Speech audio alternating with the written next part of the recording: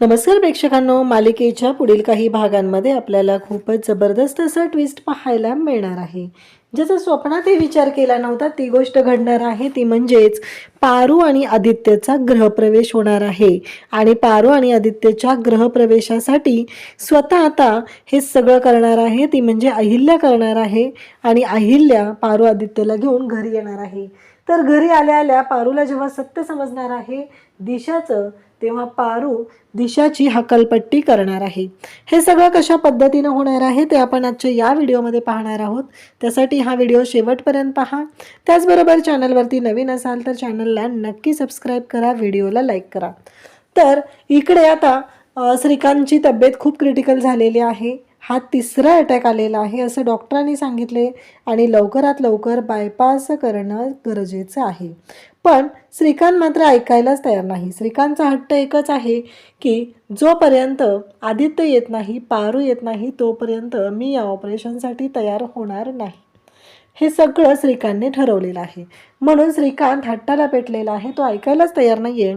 आणि इकडे दिशाने मात्र आता मस्ती केलेली असते. दिशा म्हणत असते पारूला फोन करून की इथे श्रीकांत जो आहे तो आता मरणाच्या दारात आहे. डॉक्टरांनी सांगितले कोणत्याही क्षणी त्याचा जीव जाऊ शकतो अशी कंडिशन त्याची झालेली आहे. तेव्हा पारू म्हणत असते की श्रीकांत सरांना असं काहीही होणार नाही. पण दिशाने हे सगळं मुद्दामून सांगितलेलं आहे.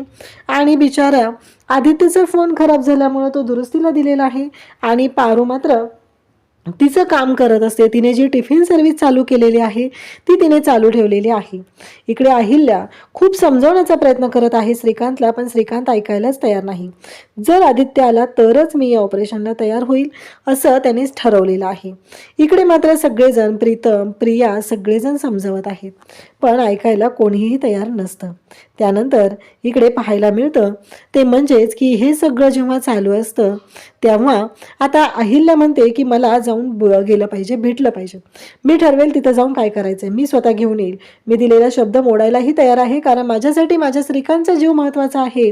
कारण अहिल्यासाठी श्रीकांत म्हणजे सर्वस्व आहे. जर आता श्रीकांतला काय झालं तर काय उपयोग आहे, म्हणजे हे प्रेम जे आहे त्याला काय अर्थ आहे असं अहिल्याला वाटत असतं. त्यामुळं अहिल्यानं ठरवलेलं असतं. इकडे पारू आदित्यला फोन करण्याचा प्रयत्न करत असते, आदित्यशी संपर्क साधण्याचा प्रयत्न करत असते, परंतु काय करू आणि कशा पद्धतीने गोष्टी करू हेच तिला कळत नसतं. आता मात्र पारू शेवटी घरी येते. ती म्हणते आदित्य सर येतील, आदित्य सर आले की आम्ही लगेचच आता श्रीकांत सरांकडे जाणार आहोत. तेव्हा आईला येते आणि म्हणते पारू हे सगळं काय आहे मला सांग. श्रीकांतला तू तुझा बाबा म्हणतेस ना, मग श्रीकांतच्या बाबतीत तुला कळलं ना, दिशाचा फोन आला होता ना तुला.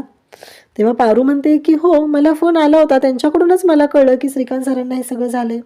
आता गैरसमज कसा दिशाने पसरून ठेवलेला असतो. ती म्हणत असते की तुझ्या पुढे मी हात जोडते, पण आदित्यला घेऊन ये. पारू म्हणते आम्ही निघणारच आहोत, आदित्य सर अजून आलेले नाहीयेत ना, म्हणून मी येऊ शकलेले नाहीये असं पारू स्वतःहून सांगू लागते. म्हणजे हा सगळा गैरसमज इकडे पारूच्या बाबतीतला दिशाने पसरवलेला असतो. तेव्हा पारू म्हणते काळजी करू नका देवी, आणि हात तर अजिबात जोडू नका, तुम्ही माझ्या देवी आई आहात, तुम्ही असं नाही करू शकत आहे. कारण आदित्य सर आले की मी लगेच येते, श्रीकांत सरांना काही होणार नाहीये, ते लवकर बरे होणार आहेत.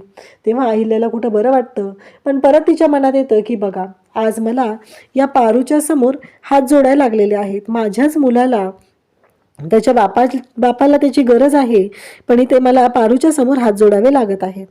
इकडे अहिल्याला आता वाईट वाटू लागतं. त्यानंतर आपल्याला पाहायला मिळतं की जेव्हा या सगळ्या गोष्टी घडत असतात तेव्हा मात्र इकडे दिशा जी आहे ती नालायकपणा करत असते. कारण तिच्या अंगात खूप मस्ती असते. तिला वाटतच नाहीये की यांनी जिवंत राहिलं पाहिजे, श्रीकांत बरा झाला पाहिजे, आदित्य, अहिल्या, पारू एकत्र आले पाहिजेत असं तिला वाटतच नाहीये. म्हणून तर तिने अशा पद्धतीने हे सगळं कांड करत असते. इकडे श्रीकांतची कंडिशन क्रिटिकल होत चालले. पारू आली आणि पारू आता श्रीकांतला समजवण्याचा प्रयत्न करते. श्रीकांत सर असं नका करू, तुम्हाला माहिती आहे ना आता सध्या काय गरजेचं आहे, मग तुम्ही असा विचार का करताय. आत्ताच्या आता डॉक्टरांना सांगते की ऑपरेशनची सुरुवात करा असं पारूने आता सांगितलेलं असतं. आणि श्रीकांत मात्र ऑपरेशनला नाही म्हणत असतो. पारू म्हणत असते की हे बघा श्रीकांत सर, लवकरात लवकर तुम्हाला बरं झालं पाहिजे. आणि त्याचबरोबर इकडे आपल्याला पाहायला मिळतं ते म्हणजेच की तिने सांगितलेलं असतं, श्रीकांत पारूला म्हणतो की मला वचन दे, काहीही झालं तरीही तू घरी राहायला येणार आहेस आणि तू या घराला सोडून आम्हाला सोडून कुठेही जाणार नाही. तेव्हा पारू म्हणते, श्रीकांत सर मी तुमच्याबरोबरच आहे. आणि त्याचबरोबर ती सांगू लागते की काहीही झालं तरी तुम्हाला बरं व्हायचं आहे, तुम्हाला जे हवं आहे ते सगळं मी तुमच्यासाठी करून देणार आहे.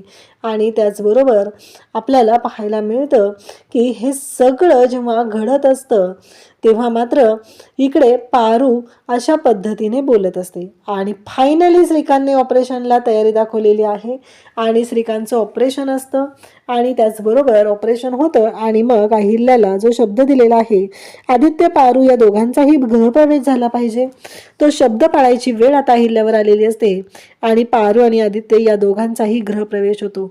म्हणजे इतके दिवस झाले आपण ज्या गोष्टीची वाट पाहत होतो ती गोष्ट घडत आहे. कारण आदित्य आणि पारू हे मोठा मुलगा मोठी सून आहे तरीही ते या घरामध्ये येऊ शकत नाहीयेत. या गोष्टीचं मात्र हे सगळं जे काही घडत असतं ते मात्र खूपच भयानक असं चाललेलं असतं. तेव्हा मात्र इकडे पाहायला मिळतं की ज्या वेळेस ह्या सगळ्या गोष्टी चालू झालेल्या असतात तेव्हा आता मात्र इकडे पारूला अहिल्या म्हणते की ह्या घे चाव्या घे, असं म्हणत तिने चाव्या हातात दिलेल्या असतात. परंतु पारू म्हणते की देवीआई मला हे नको आहे, मला फक्त तुमचा आशीर्वाद हवा आहे, मी तुमच्या पावलांवर पाऊल ठेवून राहणारी आहे, चालणारी आहे, मला फक्त आणि फक्त तुमचा आशीर्वाद हवा आहे, मला बाकी काही नको आहे, असं म्हणत पारूने त्या चाव्या अहिल्याकडे परत केलेल्या आहेत. जरी पारू आत्ता इकडे किर्लोस्करांच्या घरी आलेली असली तरीही तिचा बिझनेस चालू राहणार आहे, आदित्यचं काम चालू राहणार आहे. श्रीकांतच्या इच्छेसाठी पारू आणि आदित्य किर्लोस्करांच्या घरी आलेले आहेत. पण जेव्हा पारूला कळतं की अहिल्याचे कान दिशा भरत आहे आणि दिशा हीच त्यांच्यामध्ये भांडणं लावत आहे, कारण फोनवरतीही तिनं मुद्दामहून भडकवलेलं होतं, एका शब्दानेही तिनं म्हणाली नव्हती की तुम्ही या इकडे, आणि किंवा पारू म्हणालेली नव्हती की आम्ही येणार नाही, आमचा काही संबंध नाही आहे, तरीही तिने अशा पद्धतीने कान भरलेले असतात हे पारूच्या लक्षात येतं. आणि आता मात्र पारू म्हणते की बाद झालं, या दिशाला तिची लायकी दाखवायची वेळ आलेली आहे. आणि मग या दिशाला घराबाहेर काढण्याचा प्लॅन पारू आणि आता आदित्यने केलेला आहे. आणि घरावर आणि त्याचबरोबर श्रीकांतच्या जीवाला धोका निर्माण करणाऱ्या, त्याच्याबद्दल अपशब्द बोलणाऱ्या दिशाला पारू घराबाहेर हाकलत आहे. अशाच अपडेटसाठी चॅनलशी कनेक्ट राहा. थँक्यू.